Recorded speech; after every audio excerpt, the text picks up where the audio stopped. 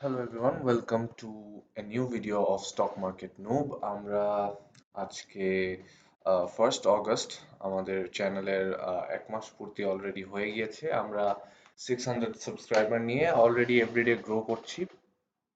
তার সাথে আপনাদের সাপোর্ট অনেক হেল্পফুল।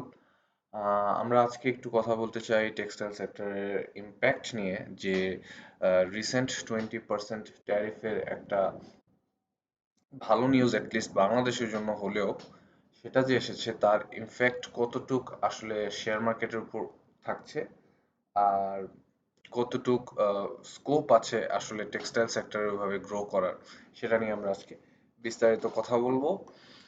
আমরা আজকে আমাদের ডিসক্লেমারটা দিয়ে স্টার্ট করি। The contents of this video are not investment advice. I'm not influencing anyone to buy or sell any stocks. The stocks I discuss are purely for discussion and learning purposes. Please do your own research and invest at your own risk. Specially এই টাইমটাতে এসে যখন হচ্ছে আহ, অনেক বেশি বাজার already উঠতি অবস্থায় আছে, একটা আপ ট্রেন্ডে আছে, একটা ভালো মোমেন্টামে আছে। এই টাইমে অ্যাকচুয়ালি আমাদেরকে অনেক বেশি কেয়ারফুল থাকতে হবে। আমাদের কোন পয়েন্টে বাজার কারেকশন যেতে পারে, কোন পয়েন্টে যে কোনো স্টক কারেকশন যেতে পারে, সেগুলোর দিকে খেয়াল রেখে ফান্ডামেন্টাল ভ্যালু, এটা আমি বারবার এমফেসাইজ করছি কারণ এই মুহূর্তে ফান্ডামেন্টাল গুলারই সময় ভালো যাচ্ছে। ফান্ডামেন্টাল ভ্যালু ভালো যেগুলার ওইসব স্টকের দিকে নজর দিন। লাভবান যদি নাও হতে পারেন, ক্ষতি অ্যাটলিস্ট হবে না। আমরা আজকে জানতে পেরেছি যে যুক্তরাষ্ট্রের যে শুল্কের একটা কথা চলছিল, যেটা 35% আরোপ করা হয়েছিল, মানে ম্যাক্সিমাম ওয়ার্ল্ডের কান্ট্রির স্টক, মানে এক্সপোর্টের উপরে কিন্তু ছিল। 35% না, শুধু কোনো কোনো কান্ট্রিতে 50-70%ও ছিল। সেগুলো নিয়ে কি অনেক আহ, একটা নেগোসিয়েশন চলছিল এতদিন ধরে। গতকাল পর্যন্ত আছে নেগোসিয়েশন চলছে না, আজকে থেকে ফাইনালি অনেক কিছু কার্যকর হয়েছে। বাট বাংলাদেশের যে টিম গিয়েছিল নেগোশিয়েট করতে ট্যারিফ নিয়ে, ওরা ফাইনালি 20% ইনক্রিজ ইনক্রিজ এটা একটা ভালো পয়েন্ট। 20% শুল্কের ইনক্রিজ নিয়ে ওরা এটা লক করে এসেছে। 35%-এর জায়গায় 20% ইনক্রিজ হচ্ছে। কিন্তু এই মুহূর্তে যেটা সবচেয়ে বেশি ইম্পর্টেন্ট জানা, যে আগেও কিন্তু 15%-এর ট্যারিফ ছিল। সো আগের 15% আর এখনের 20% মিলে 35%-এর ট্যারিফ হতে যাচ্ছে। কিন্তু বাজারে এই জিনিসটার নিয়ে অনেক বেশি কথা বলা বলি হচ্ছে। ইভেন যেসব ফেসবুক গ্রুপস আছে, সোশ্যাল মিডিয়াতে এটার খুব প্রচারণা চালানো হচ্ছে যে টেক্সটাইল সেক্টরে 20% এ নেমে এসেছে ট্যাক্স, ট্যারিফ। সেই হিসেবে টেক্সটাইল মার্কেট খুব ভালো করবে। টেক্সটাইল মার্কেটে সবগুলো স্টক সামনে শুধু বুল রানের উপর থাকবে। জিনিসটা এতটা সহজও না। দেখুন জিনিসটা আপনাকে আগের পরিস্থিতিটা বুঝতে হবে। এই নতুন আরোপ করা ট্যারিফের উপর অ্যাজ এ সেক্টর, রেডিমেড গার্মেন্টসই বলুন বা টেক্সটাইলের কথাই বলুন, কতটুক ভালো করার স্কোপ আছে সেটা কিন্তু আমাদের আগে জানাটা বেশি ইম্পর্টেন্ট। এখন যে একটা 15%-এর উপর 20%-এর ট্যারিফ পড়েছে, এটা এই ট্যারিফের ভিত্তিতে, প্রাইসিং এর ভিত্তিতে ইউএস এর যে কাস্টমার্সরা আছে, যারা ক্লায়েন্ট হিসেবে আমাদের টেক্সটাইল সেক্টরে আমাদেরকে আর্নিং দেয়, ওরা কতটুক অর্ডার দিতে স্বাচ্ছন্দ্য বোধ করবে, ওদের কমফোর্ট জোন কোন প্রাইস পর্যন্ত, সেটাও আমাদের জন্য অনেক ইম্পর্ট্যান্ট একটা জিনিস। ট্যারিফ শুধুমাত্র আহ, যে কমেছে সেই কারণেই কিন্তু এরকম না ব্যাপারটা যে যে কোনো রেটে ইউএস বায়াররা আসলে অর্ডার দিতে পারবে। এখন এখানে মেইনলি ফোকাস করার মতো জিনিস হচ্ছে যে আসলে এক্সপোর্ট আমরা করব সেটার উপর কতটুকু প্রফিটেবিলিটি থাকবে।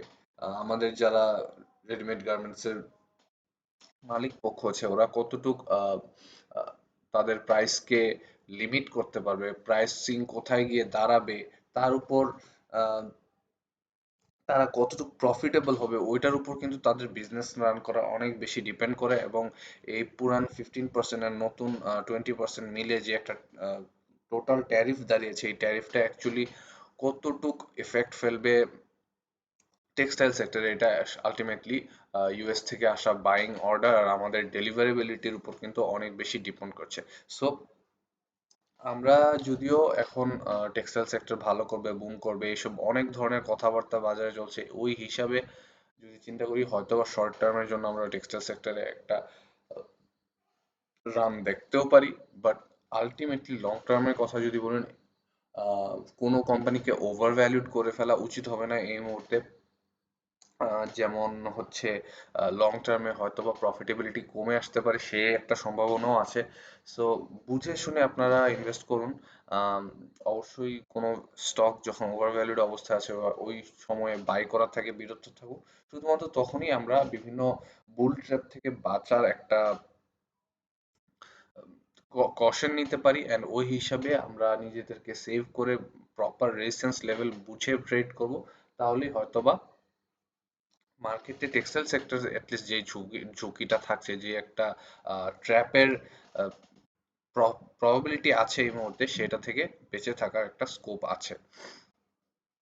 যাই হোক, আমরা একটু যেহেতু টেক্সটাইল সেক্টর নিয়ে কথা বলছি, টেক্সটাইল সেক্টরের চার্ট আমরা দেখে নিব। আপাতত ডিএসইএক্স আমরা দেখেছি গতকালকেও যে এই মুহূর্তে আমরা 5,443 লেভেলে অবস্থান করছি, এবং আমাদের নিয়ারেস্ট যদি স্ট্রং কোনো রেজিস্ট্যান্স হয় সেটা হবে 5,629। অ্যান্ড এর পাশাপাশি আমরা কথা বলতে বলতে টেক্সটাইল সেক্টরে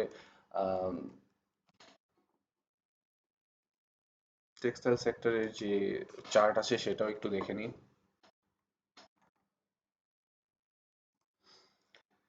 টেক্সটাইল সেক্টরে আমরা গতদিন দেখেছি যে উম, বুধবারে যদিও টেক্সটাইল সেক্টর যে 29.2 এর যে রেজিস্ট্যান্স ছিল সেটাকে ভেঙে উপরে ওঠার চেষ্টা করেছিল, ইভেন 29.2 এর উপর স্টেও করে, বাট গতকালকে অ্যাটলিস্ট 30.4 পর্যন্ত উঠে টেক্সটাইল সেক্টরের পয়েন্টস নিচে ড্রপ করে 29.2-তে কিন্তু শেষ করেছে। সেই আমাদের ড্র করে রাখা যে রেজিস্ট্যান্স ছিল, আপাতত মোস্ট লাইকলি এটা সাপোর্ট লেভেল হিসেবে এখন কাজ করছে টেক্সটাইল সেক্টরে। অ্যান্ড টেক্সটাইল সেক্টরের যদি আমরা ওভারঅল কথা বলি, এই ক্যান্ডেলটি একটি ভালো ক্যান্ডেল ছিল, বাট এরপরে রেড ক্যান্ডেলটি যদিও অনেকটা এক্সপেক্টেড ছিল, অনেকটা প্রাইসিং এ কমে আসছিল, যেহেতু অনেক অনিশ্চয়তা ছিল বাজার নিয়ে যে আসলেও শুল্ক কমে কতটুকু কমানো যেতে পারে, ওটার একটা ভাবমূর্তির ব্যাপার ছিল, একটা সিস্টেমের ভিতর দিয়ে আমরা যখন জানতে পারছি যে কমে যাবে, বাট আমরা তখনও কনফার্মেশন পাচ্ছি না, তো ওই ওই ক্ষেত্রে রেড একটা ক্যান্ডেল আসাটা কিন্তু যৌক্তিক ছিল। তারপর যেহেতু ফ্রাইডে সকালে আমরা কনফার্মেশনটা পেয়েছি যে 20% লক করা হয়েছে ট্যারিফ, তো হোপফুলি টেক্সটাইল সেক্টরে এটাকে সবাই ভালো নিউজ হিসেবে ধরলেও 29.2 এর উপর ঘুরে দাঁড়াবে। আশা করছি একটা ভালো ভলিউম সহ গ্রিন ক্যান্ডেল আমরা এখানে দেখতে পাবো 30, সেক্ষেত্রে 29.2 আপাতত একটা সাপোর্ট লেভেল হিসেবে কাজ করছে। এখন আমরা যদি টেক্সটাইল সেক্টর এর পক্ষ থেকে একটা আহ, নতুন রেজিস্ট্যান্স লেভেল আঁকতে চাই, তাহলে আমরা কোথায় আঁকতে পারি সেটাই আমরা দেখছি এখন। আপাতত 30.4 যেখান থেকে গতকালকে রিজেক্ট হয়েছে, সেটা হচ্ছে একটা ছোট রেজিস্ট্যান্স বলা যাবে। সেখানে কতক্ষণ আটকাবে সেটা বলাও ডিফিকাল্ট, বাট এইটা ক্রস করে যাবে সেটাতে কোনো সন্দেহ নেই। আমরা তার জন্য একটু হিস্টোরিক্যাল ডেটাতে চলে যাব, যেগুলো একটু স্ট্রং রিজেকশন রেট ছিল, স্ট্রং রিজেকশন জোন ছিল আগের জন্য, সেগুলোর দিকে ফোকাস করব। তো সেভাবে যদি আমরা ফোকাস করি, আমাদেরকে এই পয়েন্টটাতে আসতে হবে 30.4 এর উপর যখন বাজার চলছিল, রেগুলার বাজার চলছিল, ওই হিসাবে কোন জায়গা থেকে বারবার রিজেকশন আমরা খুব কমন একটা জোন দেখতে পাচ্ছি, সেটা হচ্ছে এই জোনটা। এখান থেকে আমরা বাজারকে কয়েকবার রিজেক্ট হতে দেখেছি।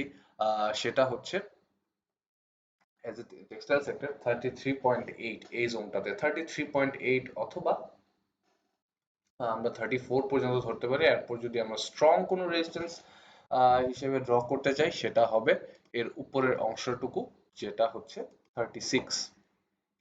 36 কেন, আমরা যদি হিস্টোরিক্যাল ডেটা দেখি, এখানে আগেও সাপোর্ট নেওয়ার চেষ্টা করেছে 36 লেভেলে, সাপোর্ট নিয়ে এখান থেকে কিন্তু আবার উপরে উঠেছিল, তাই 36 হবে আপাতত আমাদের জন্য লং রানে একটা বড় রেজিস্ট্যান্স। আপাতত আমরা কালকে বাজারে যেরকম নিউজ খুব আশা করতেই পারি যে যেরকম ভলিউম রিসেন্টলি বৃদ্ধি পেয়েছে ওই হিসাবে 29.2 এর উপর কিন্তু একটা ভালো গ্রিন ক্যান্ডেল আমরা দেখতে পারি, সাথে ভলিউমের ইনক্রিজও দেখতে পারি। যাই হোক, আমরা যেহেতু স্টক মার্কেটের টেক্সটাইল সেক্টর নিয়ে কথা বলে ফেলছি, আমরা একটা মোস্ট রিকোয়েস্টেড স্টক, যেটা আমরা অনেক রিকোয়েস্ট পেয়েছি, মালিক স্পিনিং, সেটা নিয়ে কথা বলতে চাই। মালিক স্পিনিং এ ওভারঅল আমরা জানি মালিক স্পিনিং খুব একটা আহ, খারাপ শেয়ার না। ইভেন যদি আমরা ফান্ডামেন্টাল দিক থেকে চিন্তা করি, ফান্ডামেন্টাল অ্যাসপেক্টের দিক থেকে হলেও মালেক স্পেনিং কিন্তু মোটামুটি ডিসেন্ট লেভেলের একটা শেয়ার। এই শেয়ারটাকে আপাতত আমরা যদি support level and support level এবং রেজিস্ট্যান্স লেভেল দিয়ে জাজ করতে চাই, আপাতত এটা সাপোর্ট লেভেল দাঁড়াচ্ছে এখানে। এটা আপাতত মালেক স্পিনিং এর জন্য একটা স্ট্রং সাপোর্ট জোন হিসেবে কাজ করছে। 24.0 একটা ব্রেকডাউনে গিয়েছিল অবশ্যই মে মাসে ইন্ডেক্সের সাথে, তবে ব্রেকডাউন থেকে প্রায় রিকভারি দিয়ে এসেছে। এখন যেটা হচ্ছে, আহ,